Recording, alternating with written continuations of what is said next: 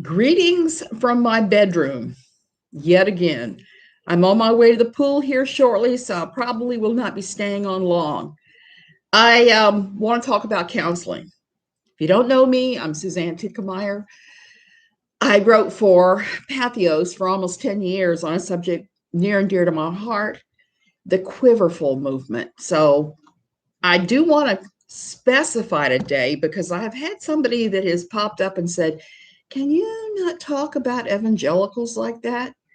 When I'm talking about the evangelical movement, I'm talking about the wing of the evangelical movement that identifies as quiverful. I'm not talking about the Episcopalians or the Lutherans or even the Methodists. I'm not talking about people that identify as evangelical, that have oversight. They have national boards, they have regional boards, they have state boards. I'm talking about the Lulu cuckoo out there. In my Quiverful church, my old Quiverful church, there was no oversight. Zero, zero, zero oversight. All of the oversight was from the loose affiliation of the 7 churches that made up the presbytery. And there are some Presbyterians that are out there too, even though we were not affiliated with the Presbyterians or anything else. We identified as non-denominational. There is a lot of crazy overlap in religion. Just let me throw that out there right now. A lot of crazy. Where I went, it was all lapsed Catholics who are now fundagelical. They had parts of fundamentalism, they had parts of evangelicalism, and it could get a whole lot of crazy, which you're going to hear about when I start talking about counseling, because this was a giant bugaboo in our old church, a giant one. And it was one that I had to deal with. Like I said, I came into this a little bit different. I came into this in my 30s with an education. So when I had some people around me that were saying stuff that was just downright stupid and I couldn't talk them out of it, I just was doing the I'm going to ignore this and just go on over there thing. I did that a lot and kept my mouth shut and was stupid. I should have said, hey, like example, we were in a friend group with 5 couples, okay, 5 couples that were very close friends that hung out. Before it was over with, my husband and I were the only couple in the group who had not fooled around with each other. You would think in a very basic and equivocal church that fidelity would be something. Well, guess what? It wasn't. And a lot of people use the Bible and other things to justify fooling around. I was horrified by that and pretty much ended my friendship with those people because to this day, I'm still not if you get married and you make that conscious decision and you say you're going to be faithful, it behooves you to attempt it, whether you're Buddhist, whatever, whether you're Buddhist, Jewish, Episcopalian, or Assemblies of God, whatever. If you make that commitment, do everything within your power to honor that commitment. Now, I realize we live in a fallen, broken world and people change and all sorts of things happen. But don't use the Bible to justify cheating. Please don't. I've seen that happen too. And it's just silly. And I'm going to say the overlap is not just with fundamentalists and evangelicals. I know Catholic Buddhists, I know Jewish Buddhists, I know people from all walks of the religious life that are all intertwined. So I'm just going to throw that one out there. And I wanted to talk about counseling because this was one of those things that was very problematic in my old church. Example, and I know I've talked about this before so many times. My husband was very unhappy with our church. He went through a big bout of depression that we later found out was he had cancerous malignant tumors on his parathyroid glands. We all have 4 of those. They had to remove 3 of them. So that ought to tell you something. Fortunately, you only need a tiny little bit of nub of a parathyroid gland in order to function. So he had that done. The depression lifted. We left the church not long after that. So that's what happened with us and his depression. But in the meantime, we went through a huge laundry list of crazy, good, bad, and ugly counselors. And at the time, I was working at the one of the national licensing organizations for social workers. I'd worked there for some years while I was becoming Quiverful. So anyway, long story short, I asked some of these guys, what are your qualifications? How are you licensed? I want to know what your licensure is, who the issuing agency is, all of that. It's like, well, I am licensed by the American Association of Christian Baptist Counselors, which isn't worth the paper it's written on. So that's not a real organization, but that's my example. They didn't have licensure that was valid to do anything.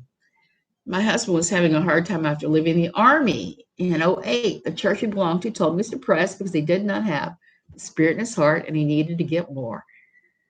Involved. We left that church. We heard similar things. We were told that his depression was because he was selfish, that he had a demon, you name it. And all rolled back to they blamed it on him. And we found out later it was the tumor. As soon as the tumor was removed, he was fine. So now I have reached a point where people reach out to me and say, oh, I don't know what to do, blah, blah, blah, blah, blah, blah, I'm depressed. I always say, start with the physical first. Have them run a blood panel to make sure your basic levels are not off. You know, if they'd have done that from the beginning, if I had gotten him in to see a doctor and they'd have run a basic panel where they looked at calcium levels in the blood, they would have caught this. But because we were doing the Quiverful thing and we were trying not to use the doctor unless it was an emergency, this took forever to be caught. Okay, forever. And it was bad. I remember particularly a very bad counseling session with a guy my husband went to. I'm just going to call the guy Dwayne, the counselor. It's close to his real name, but not quite. We found him through the local First Baptist Church, okay? And he actually operated a day a week out of their offices. So my husband started going to him back when he was having all this depression, and Dwayne I didn't know what was going on because I wasn't paying attention. I was kind of like, yeah, that's your thing. Get your counseling, whatever. Get yourself straight. And after about 2 years, no progress, Dwayne insisted that my husband bring me in for a joint counseling session. Like I said at the time, I was working for a national licensing association that licensed social workers. There are a couple of them. There are a handful of licensure places out there. I worked at one of them. So the day that I came in for Dwayne's counseling session with my husband, I came straight from work. I was wearing a business suit. My hair was up about like it is now. And I was carrying my briefcase. Okay. So I went in there with my husband, and Dwayne started firing off. Dwayne, same thing, started firing off questions at me about things I did and why I was wearing a business suit, why I was carrying a briefcase, why was I working outside the home. And towards the end of the session, he tells me, he said, you are the problem. You are the reason your husband is depressed because you're sinful. You're sinning. You're not submissive enough. And Dwayne and I had some very, very, very, very bitter words for each other at that point. And I stood up and picked up my my briefcase, and said to my husband, I said, I am going. You can stay and listen to this fool all you want, but this guy doesn't have any idea what he's doing. And it's not because I'm not submissive. It's because this guy is an idiot. And I was looking on the wall at his licensure and talking to him about it, and it was pretty clear he wasn't licensed by any real agency. He didn't have the training. He just had his biblical counseling training that told him to blame the wife. And it was particularly disgusting because I was working to put money aside for college for the kids. That was the whole purpose of my work schedule and what I was doing full time. So I left. My husband followed me out and said, "This guy's an idiot." And here's what I want to say. This is what you can learn from my story. You don't go to these people, but you can't verify what kind of degree they have. It's okay to ask what kind of degree and what kind of licensure they hold. They should be educated for what they're doing. The uneducated ones tend to really screw people up big time. They don't have much credentials most of the time. That's the thing. And if you're looking at Quiverful, the fundagelical world, you're not going to find many counselors that do have bona fides. That's why I say ask about them first when you're making your appointment. Don't listen to your friends who are going to say, "Oh, so and so was wonderful, so and so, blah, blah, blah." I had a bit of a problem dealing with the fact my husband was really depressed, and I ended up going to another Christian counselor that was highly recommended to me. And the first 3 or 4 sessions I went to, I loved her. She was wonderful. She gave me coping mechanisms and stuff without telling me my husband was sinful. And then on the 5th session, I came in and she told me that I needed to put my then 13-year-old son in boarding school. She thought, based upon a throwaway comment by me, that maybe I was leaning on him too much for emotional support, which is not true at all. I tried never to involve my kids in supporting me in that way. I just did my own thing. He had been offered a slot at a prestigious private school that was local, that was a live-in school. And I think at least 1 or 2 of the Bush boys went there. There are people from like a Saudi Arabian prince's son that went there. People from, really, really influential walks of life that send their kids to this school. And here my son was offered a free slot. Why? Because he was super smart. Every time they would give him a standardized test, he'd blow it away. And some of these private schools would try to poach away the kids who had like the highest grade, the highest scores in the county.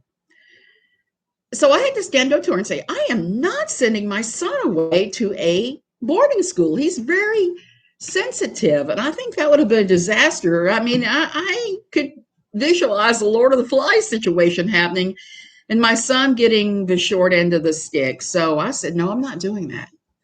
I am not doing that. And because I was living in a small community, she had already heard about it from somebody else.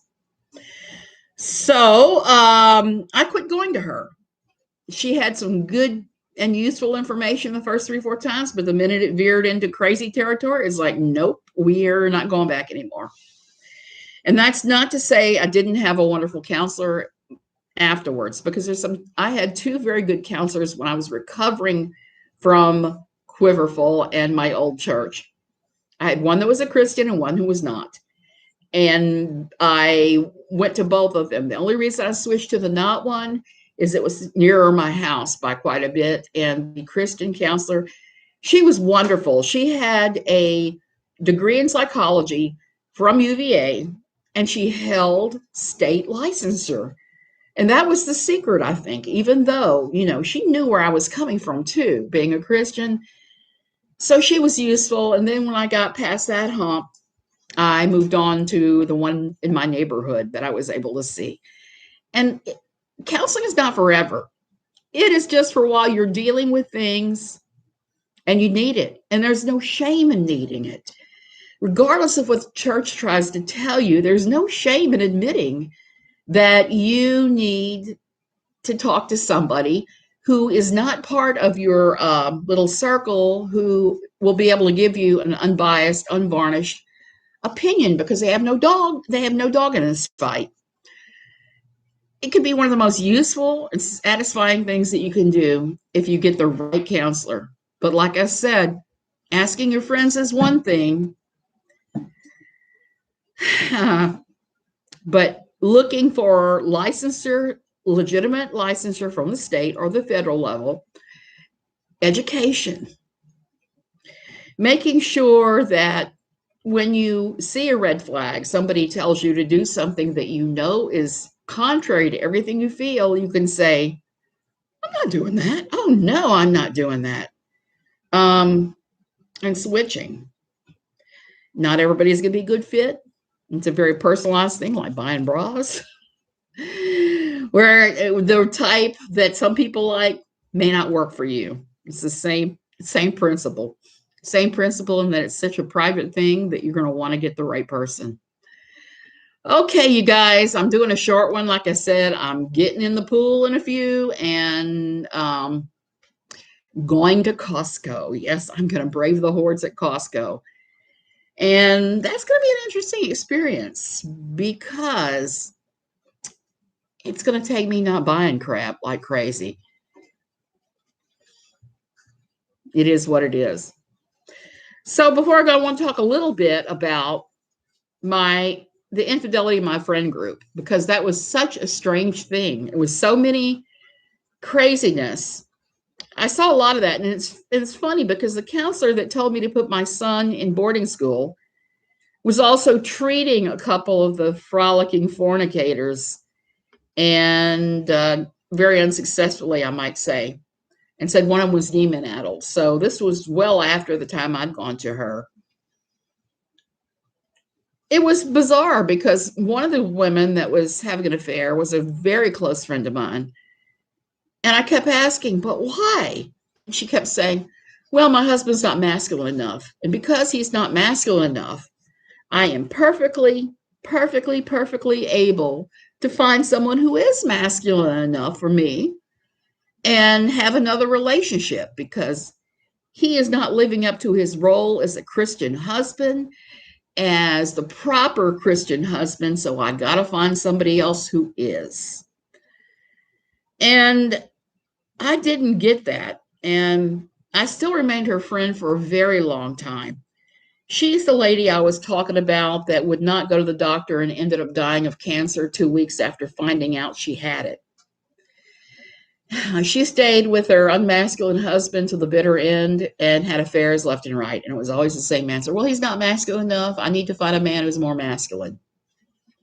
I'm sorry, but that is a BS excuse. If you think your husband is not masculine enough and you have to have somebody more masculine, leave him. Don't start having affairs left and right unless between the two of you, you have agreed to have an open relationship. That's the only time I find that sort of thing is acceptable. If it's something that the two of you have decided, but this was not that. And her husband actually lived with us for a while, and it was awkward. It was bad. It was awkward. She was constantly calling up. And she accused me of trying to sleep with him. And I can tell you right now, I don't like to sleep with men that I could easily bench press. And he was a tiny little guy. Just not my type, number one. Number two, I would never do that. It's just not in my makeup. And number three, because Jesus, I wasn't going to do that. So the other ones in the friend group, there was a lady named, I'm going to call her Alice, that her and her husband, Sam, had been breaking up and making up for years. They had also been, both of them, committing adultery at various times. And our pastor actually asked them to leave the church over the infidelity because it got so bad. Said, you cannot attend anymore if you're going to be unrepentant. And years later, I saw her. She was suddenly a liberal, married to a very high-ranking liberal in Virginia, she rushed up to me at a function that I went to with my husband, a Democratic function, that I wasn't even interested in attending. Like I said yesterday, I vote all over the place. My politics are all over the place. My yardstick is this going to help people? Because that's really my yardstick with everything, with religion, with politics. Are people going to be helped? If so, yes, then I believe it's a good thing. Well, within reason. So she rushed up to me and said, "You're not going to tell everybody about my past in Quiverful, are you? You're not going to tell everybody about all those affairs I had or any of that." And I was kind of like, girl, I would have to care to actually do that. And I don't care. I don't care what you did. I'm not a tattletale on any of that. So I didn't tell anybody. She's still living her little fantasy world about how perfect she and her husband both are. And he was defeated anyway. So it didn't matter. The other person that was frolicking, fornicating and frolicking was a man where I knew the man and his wife quite well, quite well. We spent so much time with them. I probably knew them better of everybody else in the whole group. With him, it was a yearly occurrence. He would lose his mind and say he didn't love his wife and he couldn't stay with her anymore, and he had to be free to be him. And he would do this thing where he would go off and have an affair with somebody and suddenly start smoking pot and drinking and various things that they frown upon in Quiverful, and saying his right to be happy was something that Jesus approved of, which is something that all of them would say. All of them who were having affairs would say. But what made it really awkward for us with this one is this guy, paired up with Alice. So that is the one I was talking about, where they both told their spouses they were with me at a Van Gogh exhibit, and I didn't know anything of it. And all I know is the husband, the wife, the ones, the cheated upon ones, said, "Hey, that was really nice of you to treat so-and-so to the Van Gogh exhibit." I'm like, I don't know what you're talking about. If you're going to use me as an excuse, at least make sure it's okay with me first. Don't just spring it on me so that I get told this by the poor put upon spouses. And that was really a hard time because I was attempting to talk sense to people who were babbling nonsense about how their walk in Christ meant that they had to walk away from their spouses. There may come a time when you do divorce your spouse, and it may be because it's a complete and total incompatibility. One thing all of these couples had in common is they had all married right out of high school, all of them, to a man, right out of high school.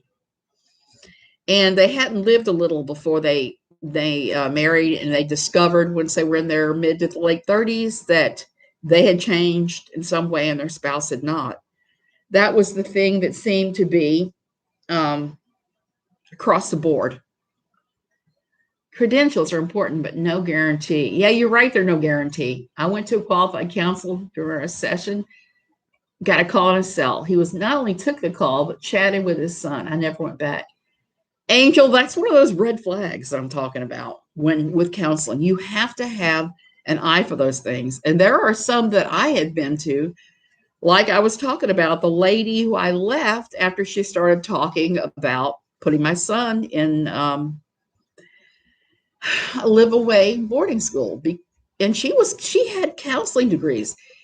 She had a psychology degree that she had earned at UVA. She had tons of education and the right credentials. And it was a bad fit. It was just a bad fit for me. You've got to realize that when it happens. Talking on a cell phone in any way, shape, or form, it's not an emergency during the session, is a big no-no. It just is. You're paying for their time to help you, not for their time to talk on the phone with family members or girlfriends, boyfriends, husbands, whatever. You're just not. And that's a big no-no. My husband was seeing another person at one time, and that happened when he brought me into the session, because what would happen with him is he would go for a while, and somewhere between the 3 month to 1 year mark, somebody would say, "Well, you got to bring your wife in." And I would go in, and 99.99% of the time, I would get told, "You are nothing like your husband described. Your husband described some delicate little fainting flower that he had to protect, and you're anything but." So I know that he likes to have that vision of me, just like he likes to think he rescued me when he married me. He loves to think that he's the rescuer on the white horse. And I usually won't bust his bubble on that. I just usually grunt and go, whatever. We all have these notions about ourselves and our relationships that maybe not are not always true. I think for me, the biggest mistake I made in my relationship was in believing the BS from Quiverful and trying to be a submissive wife who did everything. I caused myself to have damn near a nervous breakdown once we opened a business, and I was working 60 to 90 hours a week in the business. I got horribly, horribly ill after my daughter had been horribly, horribly ill, and we'd been through this flood. And it took a while for me to build back my health. And I think that is what happened with the mast cell. I think it was always lurking, and the things that happened maybe caused it to come out. But that goes with all doctors, not just counselors. I mean, any physician you see, not every physician is going to be a good fit. I had a wonderful, wonderful, wonderful lung doctor for like 10 years. He was the best. He was the only one in our little town, the only one. So he was working crazy hours at the hospital, and he saw patients. And I was in there every 2 weeks getting my Xolair injections, every 2 weeks. And I got to know him very, very well, to the point that when the ACA came down, when the Affordable Care Act happened, I took 3 weeks and went into his office and helped him set up software, medical software, because I was extremely familiar from that with the years I had worked in a clinic, and from my time in social work too. I helped him set up, I helped him digitize his records, the whole 9 yards, even though I was a patient. He knew that I knew how to do this. And I was happy to do it because this was a doctor that did not charge me copays even for my Xolair injections. He just said, look, just let your insurance pay whatever. And he was a guy that charged the insurance company like $300 every time I walked through the door. So he had been wonderful to me. I could even say, hey, I'm going on a trip to Europe for 4 weeks. I need my medicines. And he would put the vials and the syringes in my hands and say, I know you know how to give yourself this injection. Let's let you do this since they're going to be traveling. But when he was pushed out, and he was pushed out by our local hospital when UVA took it over, and they brought in a lung doctor there, and I just said, no, I'm not even going to her. So I picked one in the next community over, which was like 20, 30 minutes away. And I started going to her. Terrible, terrible fit. Awful, awful, awful doctor. She told me she did not believe in Xolair injections whatsoever. She wanted me to come off of it. The other issue became she wanted me to go to Johns Hopkins and be evaluated for a bronchioplasty, which, if you don't know what that is, that involves running wires down into your lungs and using microwave signals to scar the insides of your lungs open. Oh, yes. That's good. She has said the same thing as you spot on. Another truth, I have just dealt with this crap for years. She has been outspoken about people who are pseudotherapists and counselors because there's danger in that when people really need to have professional services, they're not getting it. That is so true. I've seen some very bad outcomes with the pseudotherapists, and it's just really frustrating, particularly if you know you've worked in some level of licensure and you know that there's licensure for a reason. There's licensure to make sure that people get the proper care.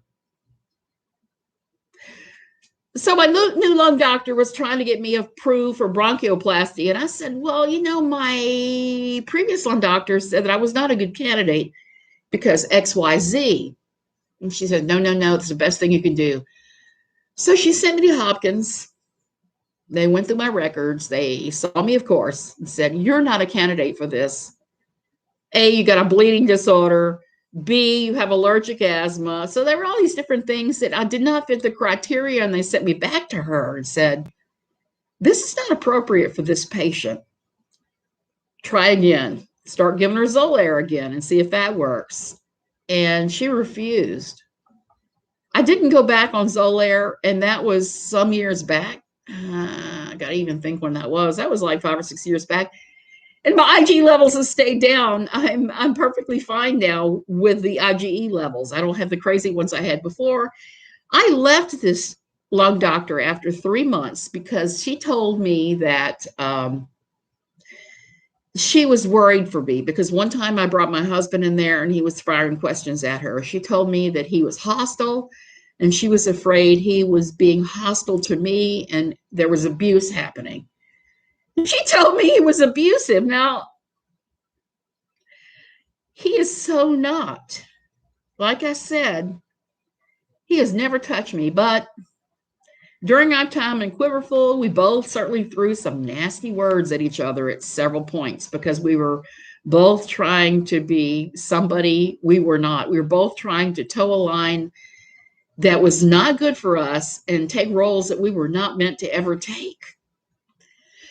So this is something I'm passionate about, that I like to talk about a lot. The need for the right kind of therapies, whether it's physical, mental, whatever. It needs to happen. You need to find the right person, and don't worry about offending the clinician that you are leaving.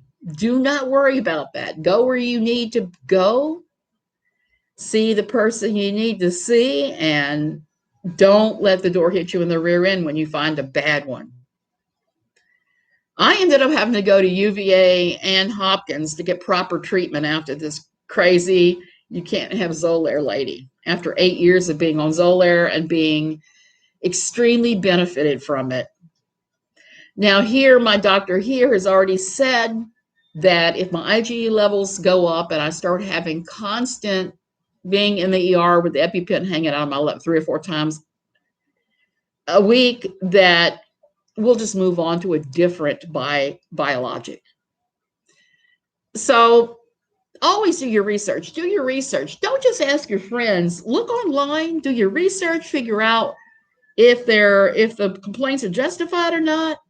My husband's kidney doctor that removed his cancerous kidney had a few bad reviews, but I think it was because his manner was just abrupt and brusque. And I don't care if he's a good clinician and the treatment is awesome.